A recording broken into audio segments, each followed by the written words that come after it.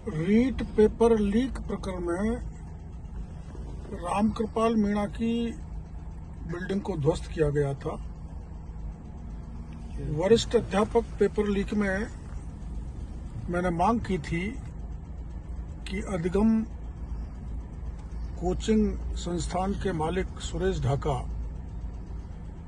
की बिल्डिंग को वैसे ही ध्वस्त किया जाए जैसे रामकृपाल की थी। मैं धन्यवाद देना चाहता हूं सरकार को, उन्होंने बिल्डिंग को तो ध्वस्त कर दिया बताया, लेकिन पत्रकार वार्ता के बाद या उससे पहले जितने बच्चों से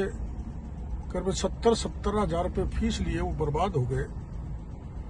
उन बच्चों के फीस की भरपाई सरकार करे और राज्य भर में जहां जहां भी सुरेश ढाका और भूपेंद्र सारण की नामी बेनामी प्रॉपर्टी है उसको चिन्हित करके ऐसे ही ध्वस्त किया जाए जैसे अधिगम कोचिंग सेंटर को ध्वस्त किया है, ताकि इनमें खौफ पैदा हो और कानून को हाथ में लेके बार बार पेपर माफिया पेपर को लीक नहीं करे। इस वरिष्ठ अध्यापक पेपर प्रकरण में मैंने बताया था आरपीएससी का हाथ है, इसलिए इसकी जांच सीबीआई को दी जाए। रीट पेपर लीक प्रकरण में रामकृपाल मीणा की बिल्डिंग को ध्वस्त किया गया था। वरिष्ठ अध्यापक पेपर लीक में मैंने मांग की थी कि अधिगम कोचिंग संस्थान के मालिक सुरेश ढाका की बिल्डिंग को वैसे ही ध्वस्त किया जाए जैसे रामकृपाल की थी। मैं धन्यवाद देना चाहता हूं सरकार को, उन्होंने बिल्डिंग को तो ध्वस्त कर दिया बताया, लेकिन पत्रकार वार्ता के बाद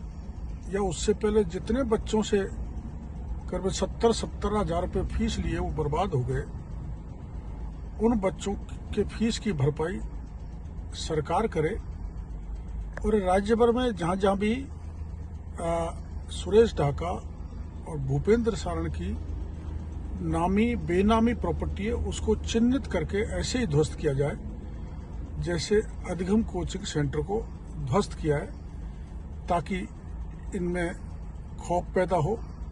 और कानून को हाथ में लेके बार बार पेपर माफिया पेपर को लीक नहीं करे। इस वरिष्ठ अध्यापक पेपर प्रकरण में मैंने बताया था आरपीएससी का हाथ है, इसलिए इसकी जांच सीबीआई को दी जाए। ये है टॉक्स न्यूज नेटवर्क और आप देख रहे हैं पॉलिटॉक्स, राजनीति का कच्चा चिट्ठा।